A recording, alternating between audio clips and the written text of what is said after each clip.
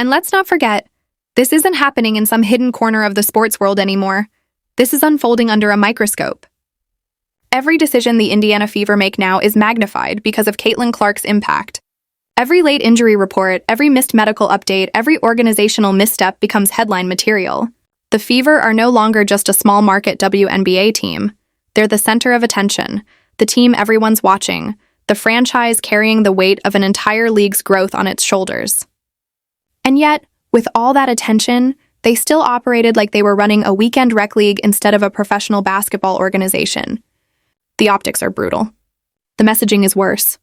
You can't beg for credibility from fans, sponsors, and networks while showing this kind of operational chaos behind the scenes. It undermines everything the league is trying to build. And what about the players? Imagine being one of them. Imagine showing up every day, pushing through grueling practices, and knowing that if you get hurt, there isn't a fully developed system in place to take care of you. That's not just frustrating, and it's demoralizing. Players talk. They share experiences. They compare what they have to what other organizations offer. And when word spreads that a franchise doesn't have its act together, it affects everything. Free agency decisions, player retention, even morale within the locker room. Nobody wants to risk their career for a team that isn't willing to invest in their long-term health. And in a league where salaries are still catching up to the value players bring, medical stability is non-negotiable. If the players can't trust that their bodies will be taken care of, why should they trust the franchise at all? This is what separates real professional operations from those just pretending to be. Look at the NBA, the NFL, or even major European soccer clubs.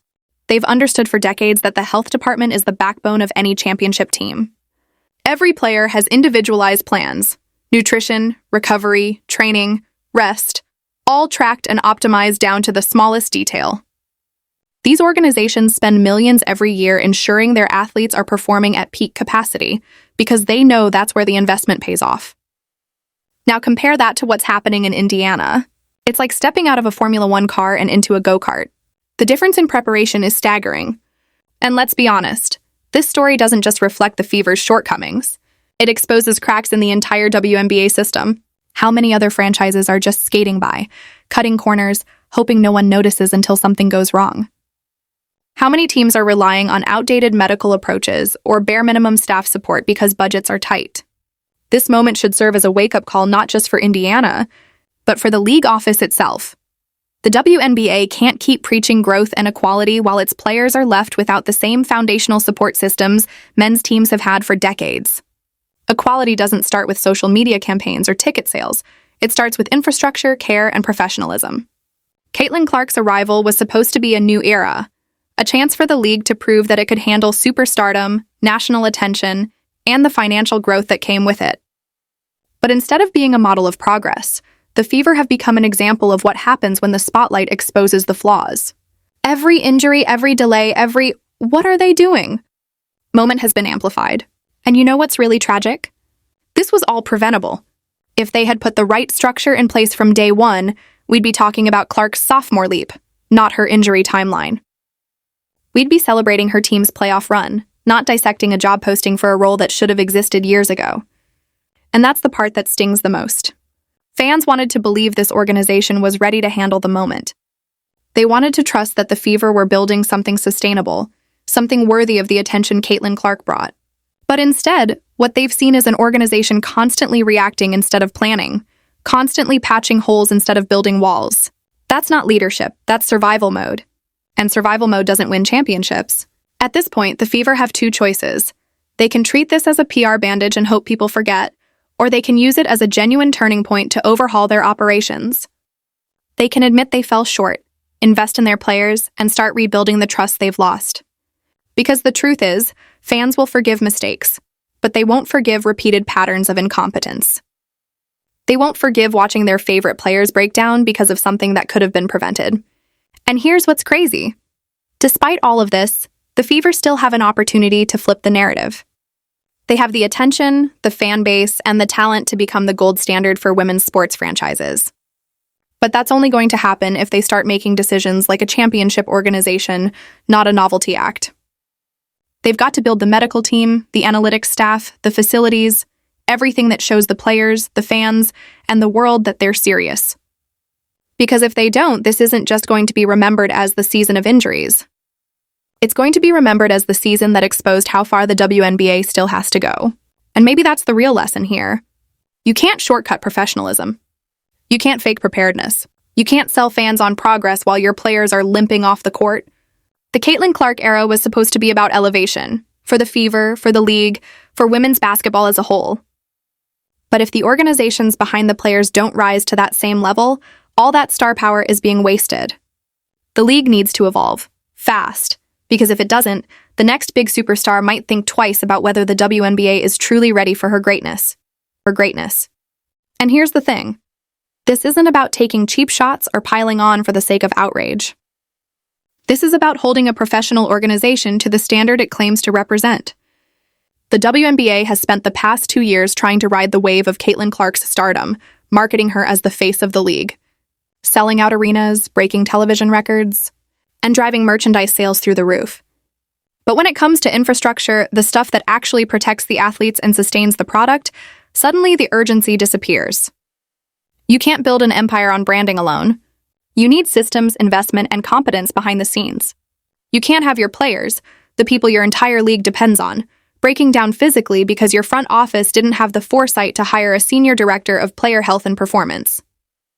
That's not just a minor oversight. That's a massive operational failure that puts lives, careers, and the league's credibility at risk. And what makes it even more infuriating is how predictable all of this was. Everyone saw the warning signs months ago. Clark was logging heavy minutes, clearly fatigued at points and showing visible discomfort after multiple games. Fans were asking online whether she was being overworked. Analysts raised questions about the team's load management approach. And the Fever? They just brushed it off, relying on luck instead of structure, hoping things would somehow work themselves out. That's not a plan, that's negligence wrapped in optimism. Then the injuries piled up one after another, and suddenly, it wasn't just Clark. Sophie Cunningham, Coulson, Arie McDonald, Khloe Bibby, all out. A full-blown injury crisis, and only then did the organization decide, maybe we should address this. It's like waiting for your house to burn down before buying smoke detectors. You've got to ask yourself, how does a professional franchise not have a performance department fully built out in 2025? This isn't 1998. Every major sports organization in the world, men's or women's, knows that player health is everything. It's the foundation of success. You can have the best talent in the world, but if that talent isn't protected, it doesn't matter. And what's even worse is that this doesn't just affect the Fever. It reflects poorly on the entire WNBA. Because if one of the league's most visible franchises can operate like this, what message does that send about the rest of the teams? About the league's priorities? About how seriously they take player welfare? The irony is painful. The WNBA wants to be taken seriously, to demand equal respect, to push for growth, for visibility, for investment. And those goals are absolutely justified. But respect in sports isn't just about the product on the court. It's about the infrastructure behind it, the professionalism, the systems, the preparation, the accountability. And right now, this feels like amateur hour. It's the kind of oversight that makes fans question whether the league's leadership is truly ready for the level of growth that players like Caitlin Clark have brought to the table. Because when one of the most high-profile athletes in the sport goes through a season riddled with injuries, and your response comes months too late, it sends a message that's hard to ignore. You weren't ready for this spotlight. And let's be real, this is Caitlin Clark we're talking about. She's not just another player. She's a walking marketing machine, the face of women's basketball globally, the one who put butts in seats and forced networks to rethink primetime scheduling. You don't just protect her because she's talented. You protect her because she is the brand. If anything happens to her long-term, it's not just the Fever that suffer, it's the entire league. The fact that there wasn't a specialized medical director overseeing her care from the jump is beyond comprehension. It's like having LeBron James on your roster and forgetting to hire a head trainer. And here's the kicker. This whole situation could have been avoided with some basic foresight. A little planning, a little professionalism, and a fraction of the resources the team spent on marketing could have gone toward building the kind of medical and performance infrastructure that top-tier organizations rely on. Instead, they played catch-up after the damage was already done. Players were hurt, seasons were derailed, and fans were left wondering whether this team even knows what it's doing. This needs to be a turning point, not just for the Fever, but for the entire WNBA. Because if this league truly wants to compete on the global stage, it has to start acting like a professional league across the board. That means investing in medical staff, facilities, player wellness, analytics, all of it. It means valuing player health as much as social media engagement. It means understanding that growth isn't just about visibility. It's about sustainability. And that starts with treating your athletes like professionals, not props. So yeah, this feels like a circus right now. But it doesn't have to stay that way. The Fever have an opportunity to learn from this, to rebuild their foundation, and to show they're capable of operating like a serious professional franchise. But it's going to take humility, accountability, and a whole lot of change from the top down. Because the era of excuses is over. The spotlight's on. The fans are watching. And this time, if the organization doesn't get it right, no amount of circus music will be enough to drown out the sound of disappointment. Disappointment. The lighting, the commentary, the overall presentation, it all feels minor league. And this is supposed to be the WNBA, the highest level of women's basketball on the planet. Yet somehow, despite having the most valuable commodity in women's sports in Caitlin Clark, the Indiana Fever didn't think to hire a qualified medical and performance director until after the season ended. Not during the season, after. It's October 25th. Clark has battled quad injuries, groin injuries, an ankle sprain, and half the roster ended up sidelined. And only now is the organization realizing, maybe we need a proper medical structure in place. That's not just late, that's organizational negligence. This should have been handled the very moment Clark was drafted. When you have a once-in-a-generation talent walk through your doors, you build the infrastructure around her to protect her body and maximize her career.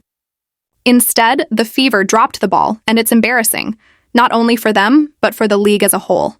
Honestly, if the Fever front office showed up to work tomorrow wearing clown wigs, red noses, and floppy shoes, nobody would even blink. Just line them up, have them all pile out of a tiny car, honk the horn, and cue the circus music. Because that's exactly what this situation has turned into. It's not just a joke. It's a wake-up call for the WNBA. So, here we go. The fact that the Indiana Fever went this long without having someone in this role is absolutely mind-blowing. We're talking about a professional franchise that drafted the most valuable player in women's sports last year.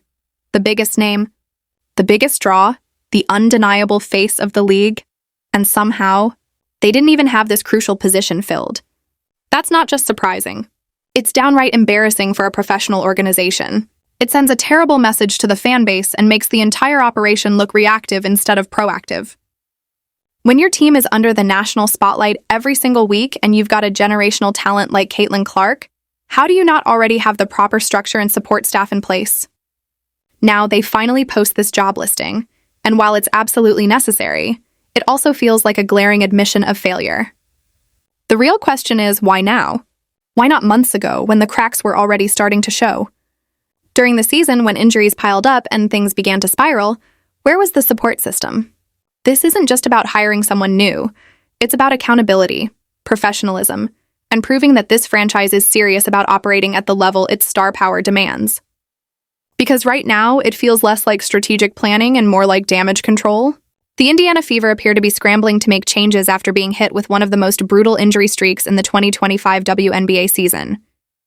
It's no secret that this team faced an absolute nightmare when it came to player health. Caitlin Clark's sophomore season, in particular, was riddled with setbacks. Several soft tissue injuries, starting with 2 minor quad issues that sidelined her for a couple of weeks, followed by a groin injury that kept her out even longer. Then, on July 15th, she suffered a more serious groin injury that further derailed her campaign. And as if that weren't enough, she sprained her ankle while rehabbing before the August 7th game, delaying her return timeline and ultimately ending her season altogether. But Clark wasn't the only one hit hard. Sophie Cunningham, Sydney Coulson, Arie McDonald, and Khloe Bibby all suffered season-ending injuries within the final 2 months of play. Derica Dantas missed the playoffs with what was described as a concussion, one that no one can seem to pinpoint. Fans couldn't even find the moment it supposedly happened. Then, to top it off, Kelsey Mitchell went down with a freak leg injury during the Fever's final playoff game against the Aces. So after a season completely decimated by injuries, the Indiana Fever finally decided to post a job listing for a senior director of player health and performance. And while that move is absolutely necessary, it's also deeply embarrassing. How is this position not already in place? For a professional sports team, one that's supposed to represent the highest level of women's basketball, to go without someone overseeing player health and performance is practically malpractice. It shows a complete lack of seriousness from top to bottom. This responsibility should fall squarely on the leadership, from head coach Christy Sides to executives like Stephanie White and Amber Cox. Somebody should have raised this issue the moment Caitlin Clark was drafted. A franchise player like that should have had a world-class health infrastructure built around her from day one.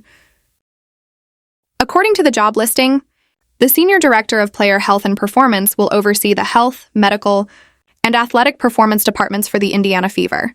So now we have to ask, who was doing all that before? Seriously, who was actually providing this support? The new hire will be responsible for professional athletic training and physical therapy for players and staff, supervising athletic trainers, performance coaches, physical therapists, massage therapists, nutritionists, chiropractors, and interns. Reading through that list, you can't help but wonder, was the team just relying on interns for the past couple of years? Because that's what it looks like. This role will require someone who can implement evidence-based clinical care, from diagnosis and treatment to rehab and injury prevention. Again, who was handling this before? Were players like Caitlin Clark forced to pay for private trainers or medical specialists out of their own pockets just to stay healthy? Were athletes having to find outside care because the franchise wasn't providing it? It's a ridiculous situation. The listing also says this person will coordinate with performance coaches on year-round training and fitness needs. You know, the kind of thing that's supposed to prevent injuries before they happen. They'll also serve as the primary point of contact for team physicians, surgeons, nutritionists, sports psychologists, and basically anyone involved in player care. Reading that list just makes you realize how disorganized things must have been before. So now they're finally hiring for this. A brand new position created out of necessity after a season defined by physical collapse. But come on, why did it take this long? Why wasn't this a priority months ago when players were dropping one by one? Nothing during the early summer made anyone say, maybe we should get someone in here now. This isn't something that should have required hindsight. This was obvious from the start. Every team in a professional league should have this kind of role filled. If not, it's a failure of leadership. And honestly, if this isn't just a Fever problem but a league-wide one, that's even worse. If the WNBA as a whole hasn't invested in proper health and performance infrastructure, then it raises serious questions about the league's professional standards. Because if a professional basketball league couldn't afford a senior director of player health before now, that's a fundamental issue, one that undermines the credibility of the sport. This is supposed to be the elite level of women's basketball, not a semi-pro experiment. At the end of the day, this whole situation proves what many fans and analysts have been saying for years, that some WNBA franchises are still being run like small-market minor league teams. The difference in infrastructure, resources, and professionalism between certain organizations is staggering. You can see it in how teams handle injuries, player development, and even how they communicate with fans. Watch some of these broadcasts, and you can feel it. The production quality, the lack of polish, the disorganization behind the scenes. Sometimes it genuinely feels like watching a minor league baseball game on local TV instead of a major professional sporting event. The Indiana Fever finally posting this position might be a step in the right direction, but it's one that comes far too late. The damage has already been done. Players were injured, seasons were cut short, and the fan base has lost trust in the team's ability to manage its most valuable assets. This move screams reactionary, not visionary. And until this organization starts operating with the foresight and professionalism that a star like Caitlin Clark deserves, they'll continue to fall short of their potential. Because the truth is simple. A franchise can't build a championship culture without first taking care of the people who make it all possible, the players.